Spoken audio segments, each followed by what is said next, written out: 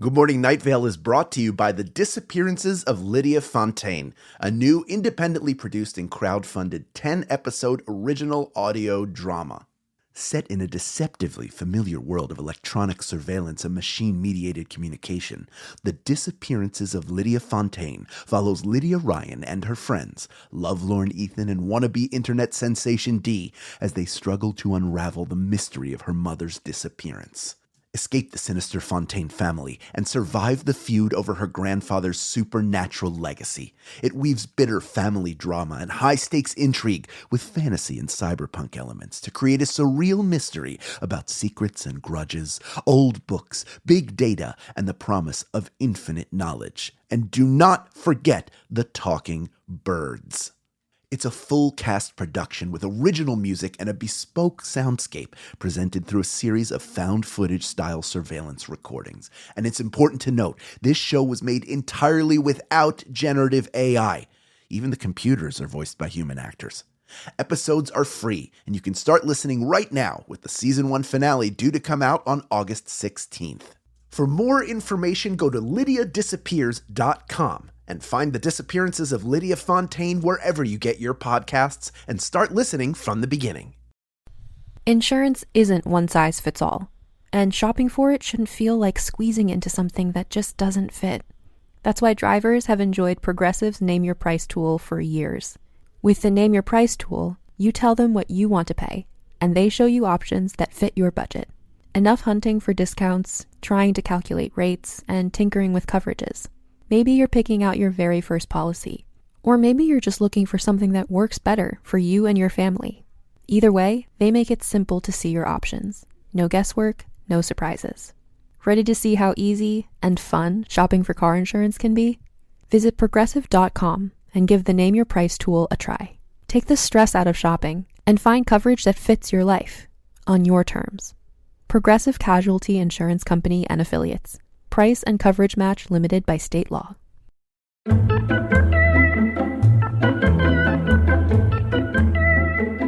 The opposite of war is not peace. It is tedium. Good morning, Night Vale.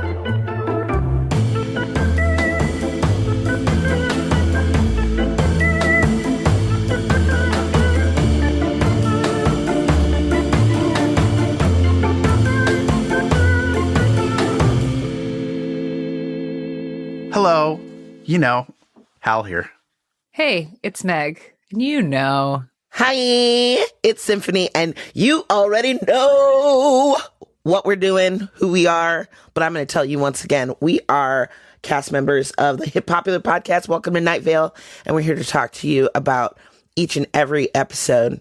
And tonight we're talking about episode 148, The Broadcaster. It is currently Thursday, November 30th, in the year 2023, the year of our spaghetti monster.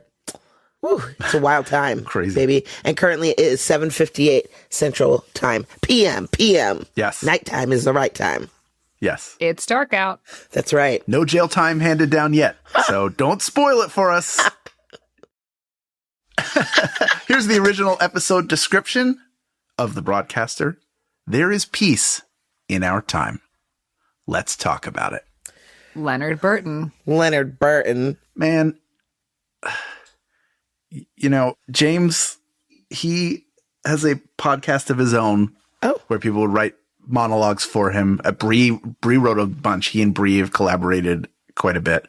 And it's always him, like, he's always like, I think he starts at the same as like, hello, this is James Urbaniak, but it's always a different character in a different situation.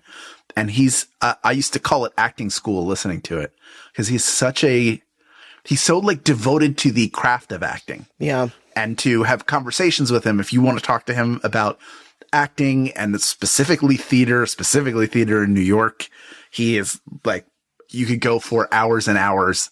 And he's such a, like, he loves the craft. He is devoted to the craft and he is exceptional in his craft.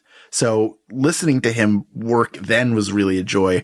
And then hearing how he attacks this is like different than the way anybody else does it, which is not to say like he's better than everybody else, but it's so different. He's so unique and there's something so natural about him. Like he sort of like lives in it so well that it just, I kept having to focus back in on what he was saying because I was immersed in just how much I was enjoying his performance and how he was finding moments in everything. Yeah, he's so measured in his performance, and it comes off really calm and you really trusting. Right. Like, I think a lot of times with performances, because you're aware that someone is acting, and you're like, oh, it's hard. I'm like nervous for you because I don't want you to fuck this up. And with him, you never ever have that feeling at all. You like are just he is completely in charge of the work. He knows exactly where every period on the sentence goes, where every break goes, how to play every word. Like you said, Hal, making really unique choices with how to play each of these beats. And as a result, he doesn't miss a beat because he has thought about and, really crafted the moment of literally each word. So it's cool. It's a cool thing to listen to. And it's a cool story. Yeah. We're in this blood space war. We're still in this blood space war. Always and forever. Mm-hmm. And it's timey-wimey. And Leonard Burton is timey-wimey to begin with because there is Cecil's relationship to him where Cecil is young and then Cecil is timeless and then Leonard is timeless. So Leonard Burton is a timey character to begin with. So it makes sense that we find him in the blood space war, which is, of course, this time-jumping mega war. So we get our Leonard Burton episode, and it is a top to tail, full handover of the microphone to Leonard Burton, and we are revisiting his in episode 67 cassette. He dies in a very, very brutal way. And then in this episode, we get a sort of the sliding doors moment of it where he doesn't die. Right. And we get that whole universe where he is alive. But Jeffrey, of course, does not pull the punch of describing the accident again. Over and over we get in numerous different ways, but like in a way that's almost a dreamlike state. Like the world that he describes for Leonard or the world that Leonard is living in. And I say that in quotation marks because living when there are usually, and confirmed headcanon, tens of thousands of people in Night Vale normally. Mm-hmm. That could be anything, tens of thousands. But we know there's tens of thousands of people in Night Vale. So I know that's been something that we've talked about ad nauseum. But he's living there alone. And he's experiencing where he almost dies every day, he says. And he goes through his daily routine of like waking up, having his grapefruit and oatmeal, which sounds like a breakfast that I had when I was a kid. Did your mom ever cut the grapefruit in half and then you eat the grapefruit out of the thing from a bowl like that? Yeah, with the spoon that has my mother did that. We had grapefruit spoons. There's spoons made for that have like I never had a grapefruit spoon. Have like a serrated sort of tip. Yep. So that you can dig in and then you dig in the little sections and you eat them. Yep. It's very 1960s, 70s. Oh, see, 80s. my mom would just cut like each of the individual things with a knife before she gave it to us. And then so you could just scoop it out with a spoon. But I would put sugar on top because that's the way I like it. And still to this day, that makes me so happy. It's good. But I know a lot of people can't have grapefruit because it messes with their medications. Oh, it was highly acidic. Yeah, but like apparently it makes, but you don't have to do that with oranges. They're less acidic. And like lemons or something.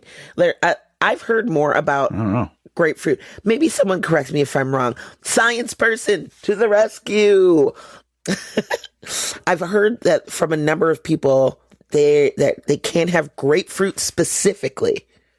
Not any other one. Grapefruit specifically because it makes the medicine do wonky things. I think it makes it more potent, like more crazy. Anyway, he has his little brekkie, and then he goes out for his little walk, and he climbs a tree, and then, this isn't even my notes, I'm remembering this. He climbs a tree, and then he looks at this grackle's nest. You guys know what grackles are, right? Yeah. They're like crows. They're awful. Oh. They're awful, though. They're like, at least crows are cool. Are they? Grackles are kind of like, Are crows cool? I'm just asking. Crows are cool. And I'm not even, I don't fuck with birds. Yeah, I know. But crows, I think I respect crows. So if you heard a knock on your door and you open it and there was a crow standing there just sort of, and it was doing and it looked up at you, you'd be like, respect. Bitch, I would know it was from a witch. Yeah. A crow just doesn't come to your doorstep for no reason. Would you kick it into the sun? Absolutely not. I would say, what do you want? And they would probably drop the note or turn into some sort of weird wizard or something like that. There's no reason. How would a crow get in my apartment building and find its way to my door? You could come in. Crows work in mysterious ways. Exactly. And I would respect that. I respect that. But no, grackles are horrible, I think. Uncool. The crow's uncool cousin, the grackle. Yeah, well, he climbs up there, and there's a nest, and it's got some defunct eggs in it, and he just pours milk in there? Yeah. That's disgusting. He's just having a weird time. It's really a very big morning.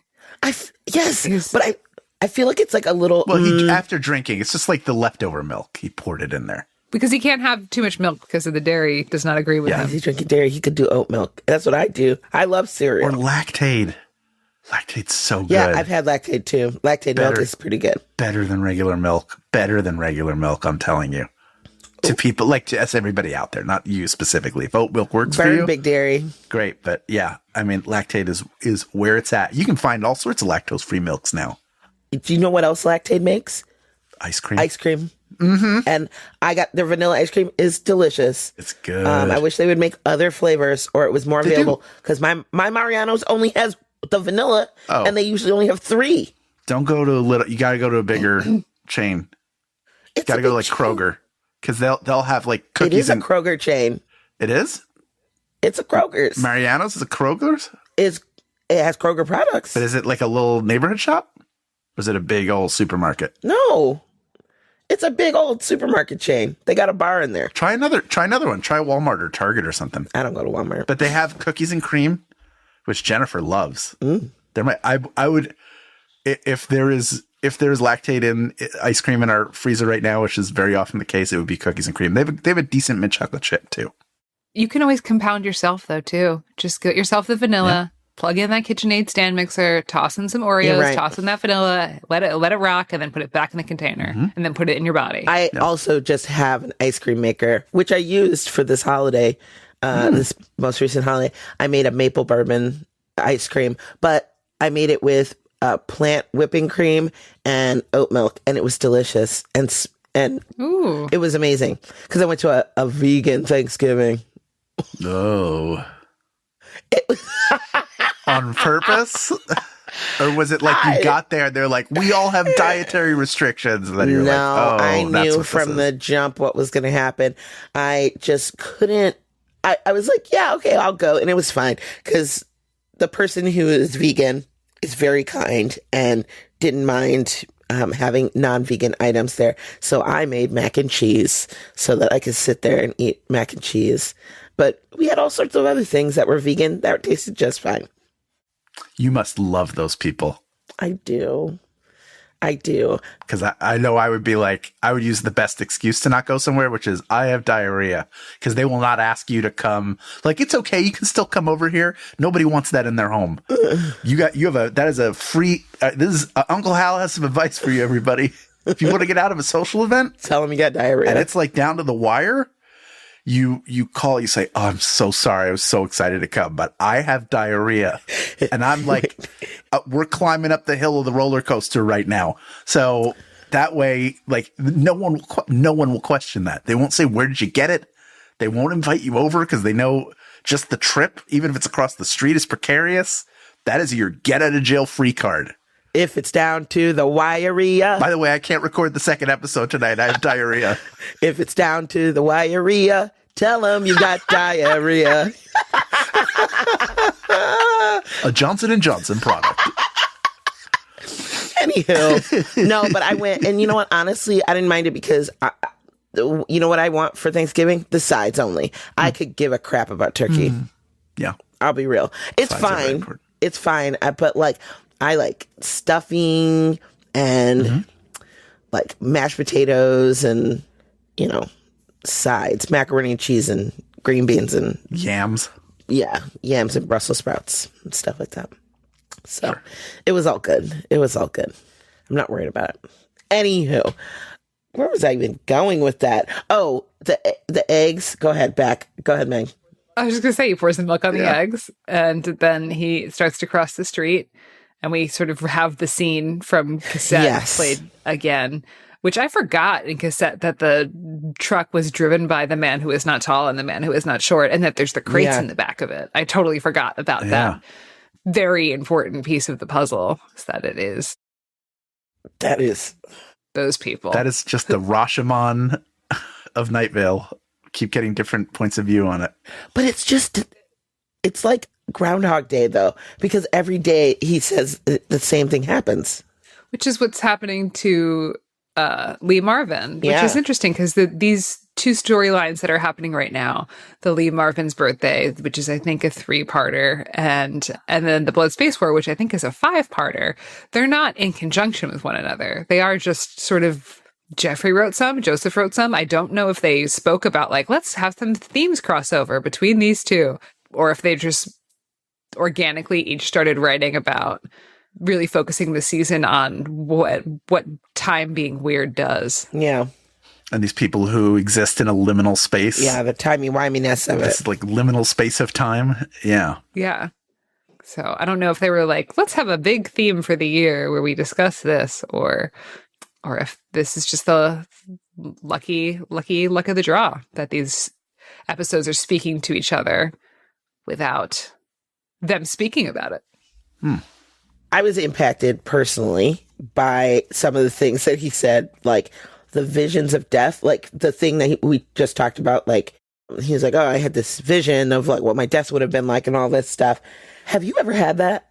Because that struck me because I've had that a million times, but it's mainly like when I almost miss a step on a stair and I'm like, oh, I would have fallen and broken my goddamn neck. Or like when you almost step out into the street or you step back and like a car like blows the sign or like whatever. Mm-hmm. That's a spooky feeling, an unsettling feeling.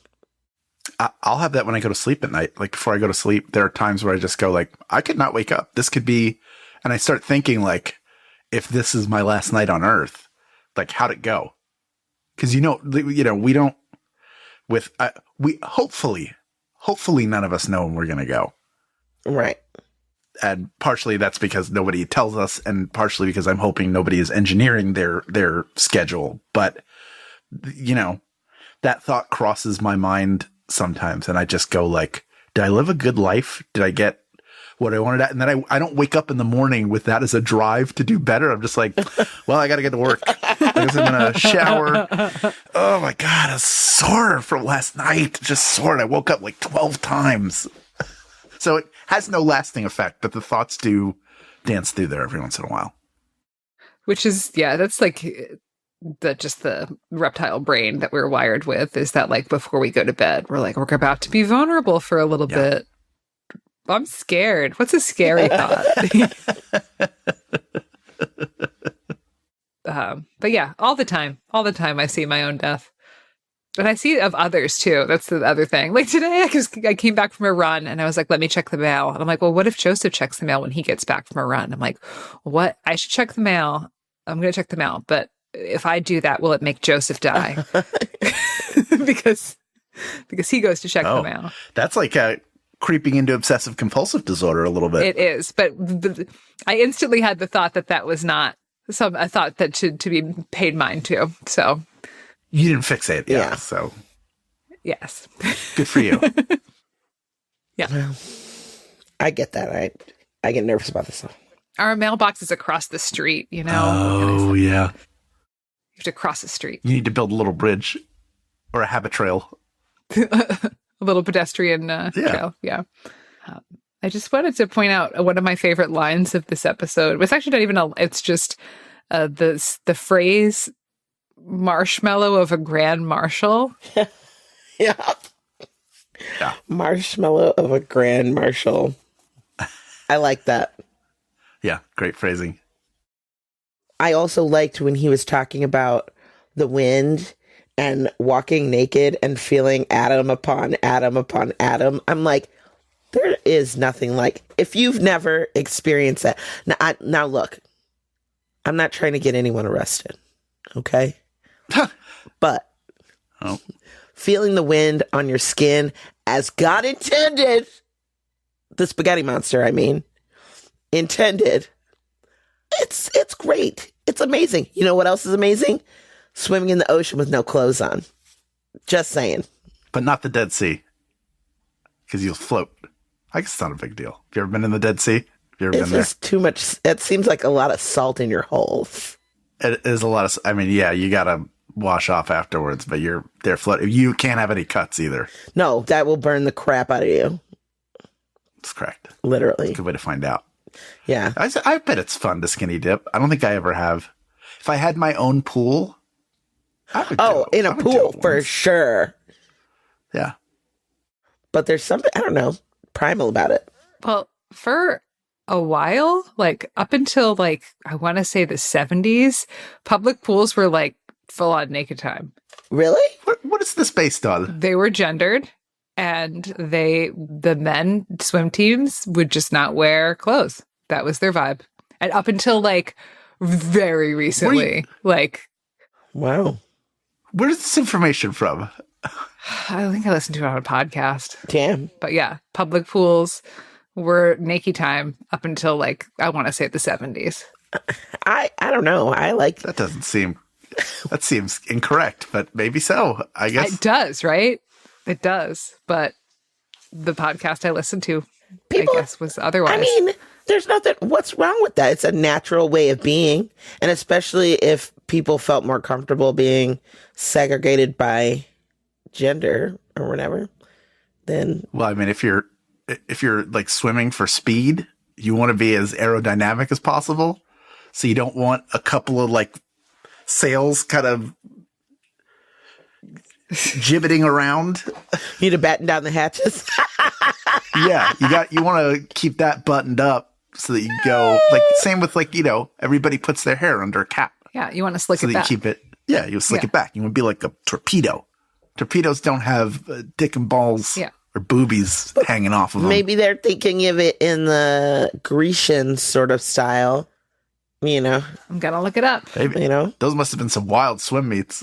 Yeah, I don't know. Maybe but you know what? Back in the day, people were like, yeah, we're competing for this, but like in the most natural state. So if you got some clangers, sorry. Okay. If you were in a public high school where you were in 60s and 70s, were you required to swim nude in the gym swimming class? Required. Yeah. Boys were not allowed to wear swimsuits at the YMCA in the 60s and 70s. Nude swimming in U.S. indoor pools. There's a whole Wikipedia page about it. Interesting. I don't know. But if everybody else is doing it, like, it wouldn't feel like weird. Sure. It's not sexualized. It's just like, wouldn't it? I don't know. You're talking to somebody who wore a t-shirt in the pool most of his life. But I think if you were conditioned to not feel that way, like if it was like a totally normal thing that everybody was. You mean body positivity? Or just like everybody was just naked. And it was like a normal thing. But you're thinking with like the constrictions of like the way that you were brought up at the time that you were brought up, not like that, like when everybody was doing it. It was like, it wouldn't even be an option or something. Like no one would have even thought about. I'm sure there's people who felt like shit about it at the time. But yeah, like I'm saying this is a teenage boy who grew up around other teenage boys. And knows if there is a weakness or something they see as an imperfection or something to point out, realistically to keep any heat off of themselves or to make themselves feel better, something going on with them, blah, blah, blah. But you're never thinking about that in the moment. You just feel terrible because somebody is pointing the finger at you, pointing out like something that is, that they don't think is correct, and everybody gloms onto it because then they don't have to be the one that is different. Like taking away clothing makes that 1,000,000 times worse. I think that's it is 1,000,000 times worse. I do think that's a pretty universal feeling though. I mean, you don't think? Oh, yeah. You think girls are nice to each other about their bodies? No. But I can't speak to that because I don't have that experience. Where do you think Itty Bitty Titty Committee came from, right? I thought that was an elected body in the Roman Senate. Am I wrong? Can the APL help us out on that one? Does APL know history too? The Itty Bitty Titty Is there an AP history since we have APL? Probably. APL's pretty smart. Yeah. Right. Anyway, so the whole thing is that Leonard Burton is there and the blood space war is over, supposedly. But then... Well, they're celebrating the end of it in the future. Right, but like he's the only one there. Him and the guy who's trying to run him down with the friggin' van or whatever. Yeah. But then the general comes back. Mm-hmm. The general comes and is like, yeah, you're dead, bro. Okay? There's like a bunch of people here, so you gotta go, okay? Look at the moon. And he's like, I never look at the moon because of a dispute that they had or something. Or because of his like former, like he was mad about the moon. Everybody hates the moon. I love it. But yeah, the general came back and the emissary? Oh, the infinitude of emptiness. Like he was going to return to the infinitude of emptiness. And I was like, that's brilliant. So yeah, they said that time right. Oh, the poor general has to keep coming back, and it's a lot of cost for the general. It's almost like a metaphor for war being something that causes damage no matter how you do it. Right. War being something that like really has big ripples in fucking up the lives of many people no matter what. Yeah. Sterile way to do It's it. a series of butterfly effects. Yeah, and to fix any of this, everything needs to be set back. And while we love James's portrayal of Leonard Burton, and Leonard Burton is a fun character, he's got to go so that we can have our sweet Cecil back. Got to go. R.I.P. Love you, Leonard Burton. If you do a real one. How do I pour one out for your homie? Say goodbye to what we had. Just play it like lowly. Times. Up next, we hear from fans and friends of the show, but first, a conversation about this episode's weather, which was Subspace by Rakia, or Rakia. Yeah! When we performed with the band Rakia or Rakia, and I had to do their name in the credits, I said, hey guys, is it Rakia or Rakia? And they all gave me different answers. So, oh, wow. John always says it Rakia, so I say it Rakia. Rakia. Whatever. I was like, ooh, sweet, like instrumental soundscapes.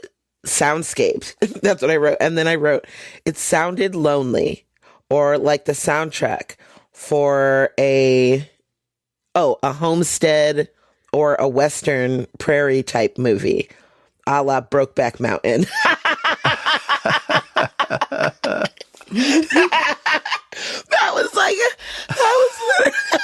That was what my brain happened inside my brain. I was like, Brokeback Mountain. Very like sepia or like grayish sort of tones, wispy, dusty, deserty sort of vistas. Come on, don't tell me you don't get that vibe. No, I'm with you. I do get it. You know, they're an instrumental trio. It's kind of folky influenced. Yeah. And it features our favorite guy, Disparition. Disparition is one member of that trio. Disparish. DJ Disparition. My guy. Yeah, and the other folks we have met because they played for us in LA, right? Mm-hmm. And they're a lovely group. I think they have now moved on from this band situation, but they're all still doing plenty of music, I think. Or two of them are doing There's music being made. Music is being made. We know Disparition's still cranking it out. So for sure, but crank it. He is cranking out the fat beats. Love it. And I love Disparition. What did you guys think of the song? Yeah. I love it. To me, this is, I could listen to this all day. I enjoyed having an instrumental Good switch up. Yeah. I think it also fit with the episode because Leonard Burton is so different from Cecil. And so I think the weather would be, I don't know, I feel like all of the Leonard Burton weathers should be instrumental. Like, he just seems like an instrumental type of host, you know? You feel me? I do. I do. Friends, now that we've tackled the weather, I have something else for us to tackle. What? A mountain of dough and cheese and sauce. We're entering the FanZone Calzone. Pew pew. Stay right there. Good Morning Night Vale will return after a brief break.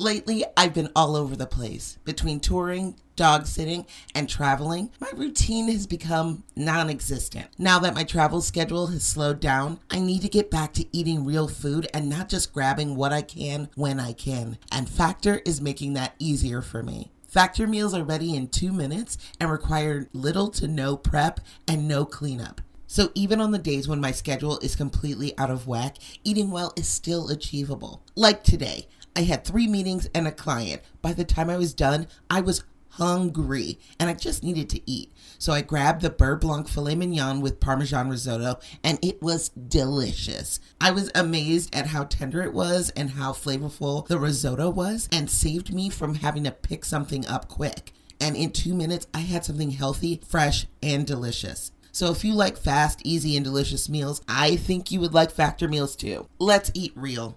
Head to factormeals.com/GMNV50OFF and use code GMNV50OFF to get 50% off and 1 free breakfast item per box for 1 year, while supplies last until 10/31/2026. That's code GMNV50OFF at factormeals.com. GMNV50OFF at factormeals.com. See website for more details. First up in the Calzone, we have Matt.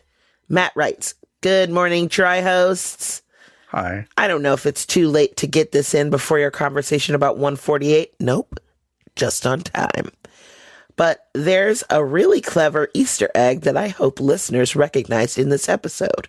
Throughout the episode, Leonard Burton repeatedly refers to the phrases that the French say. Yes. Okay. I'm so glad we're talking about this, which are common in English conversation. And for me, there's a moment, I think, I'm going to guess Jeffrey wrote this. He intentionally skipped a common French saying, but made a point to reference it. When Leonard is talking about how he's completely alone, he comments that somewhere are the French who invent phrases for I don't know what. When I heard it the first time, I had to laugh because it's a fairly common French phrase people use in English to describe the quality someone might have, which is difficult to explain. For example, Symphony Sanders is delightful. She embodies whimsy and a certain je ne sais quoi. I do. Well, je ne sais quoi literally translates in English to I don't know what. The clever subtlety in some of the jokes are some of my favorite moments in Night Vale. Thank you for all you do. Matt, yes, exactly. I also wrote that down. I thought that was so freaking hilarious. I giggled out loud and I had to pause it for that because I was like, no, he didn't just skip over that one. So thank you for writing in at the perfect time. Very clever and very Jeffrey. Yeah. That's a very Jeffrey joke. Very clever, very Jeffrey. And I agree that those little sort of cleverly subtle jokes are some of the best parts of Night Vale. Yeah. So much so that it's worth a re-listen, you know? It's worth a recap show just to make sure we dig up all those jokes and talk about them. We should get on that. Somebody should do it.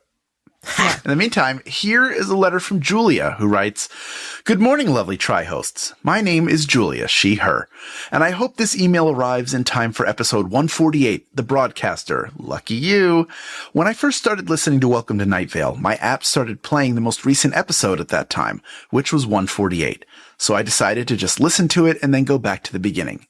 Consequently, I think I know how the citizens of Night Vale feel when Leonard returns for the Cecilos wedding. The sound of his voice gives me a lot of nostalgia, since for me, he was the first voice of Night Vale I heard. I will also never forget listening to this episode on my morning train commute and looking up in shock and confusion when the weather section was just music. It continues to be one of my favorite parts of Night Vale, and I always love the discovery of new and amazing artists through the weather section. Thank you for making Good Morning Night Vale. In the hardest parts of the COVID panini, this podcast was one that I listened to for comfort, and I always end up laughing because of your amazing humor and hilarious stories. Hope you all continue to have fun making and producing these wonderful shows. With love, Julia. Thanks, Julia. We do have fun.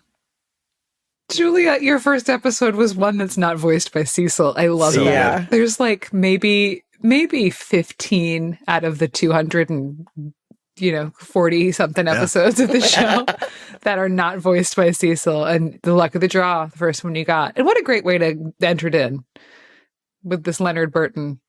Can you imagine Leonard Burton, if it had been a Kevin episode? That would have really thrown her off. Oh my gosh, yeah. I mean, the Lee Marvin one was just a couple episodes back. Yeah, that's true. Just avoiding problems left and right. Carla writes into us, "Hi, Symphony, Meg, Hal, and the ghost lurking behind Symphony's Shut chair." up, Carla. I almost made one of those shut in this up. episode. You I shut almost up. did one. I am writing in this time with actual feedback on an episode instead of random fangirling. Though I stay current on Welcome to Night Vale and Good Morning Night Vale episodes, or as current as one can with a baby. I never do my homework by re-listening to the Welcome to Night Vale episode you're covering. I see the Facebook posts and mutter, "No, you can't make me," like an obstinate child while clicking the like button. Imagine my surprise when cleaning my desk in the office last week, where I found a random-ass piece of notebook paper from the before times with Welcome to Night Vale scrawled across the bottom. I don't remember the episodes in question, but now I'm curious enough that I might go re-listen. Here are my notes. I just listened to episode 147, The Protester, and I'm fighting back tears at my desk. Carlos, with his new perfect fuzzy beard and silver racing stripes. The way Cecil said lifelong bachelor was so profoundly sad. I know this is Night Vale, and like George R.R. Martin, Jeffrey and Joseph must make us feel feelings by creating characters for us to fall in love with and then putting those characters through unspeakable torment. But my heart. Oh my God. Episode 148, my heart. Carlos, it's like Alzheimer's. It's so tragic. All is stasis. Nothing has been taken from my life. John Peters, you know the farmer, should just be on. I need more gags. Oh my God, no Janice, no aubergine, the puppy. I think this is episode 149 I think so too, yeah. that Carlos talking about, but yes. But, okay. So now I should go re-listen to those episodes. I just downloaded them to my phone. Holy hell, they're from May of 2019. We'll see how much I've changed in 3 years. I probably still want to cry. If I think about it, I'll let you know if I did. Love to all of you, including Mark, because I vote you have him as a guest host with y'all on these episodes. And sorry if I made you look Symphony. I just couldn't help myself. Carla. Thank you, Carla. I appreciate it. And Mark has been invited to be a guest on the show and has not responded to my email. So what can I say? Email. How quaint. You might as well like write a message saying, "Hey, Mark, want to be on the show?" Crumple it up into a ball and throw it out the window. He has a better chance of seeing that. I'll help you. I can help. But hey, you can lead a horse to water.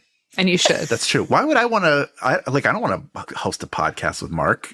That sounds weird. Not interested. Pass. Hard pass. Thank you all so very much for listening and for writing in. Next episode is The General. And until then, good morning, Night Vale. Good morning.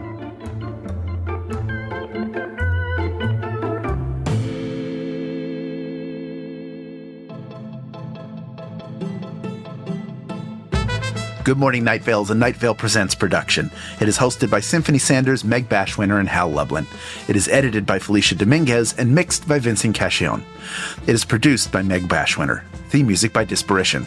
Email us at info@goodmorningnightVale.com to share your theories and ask questions, or to tell us which fried food you enjoy on Hanukkah. This show is powered by our patrons, like Daniel Antunes, Eleanor Bagas, Freya, Gabrielle Simpson, and Greg Stovall.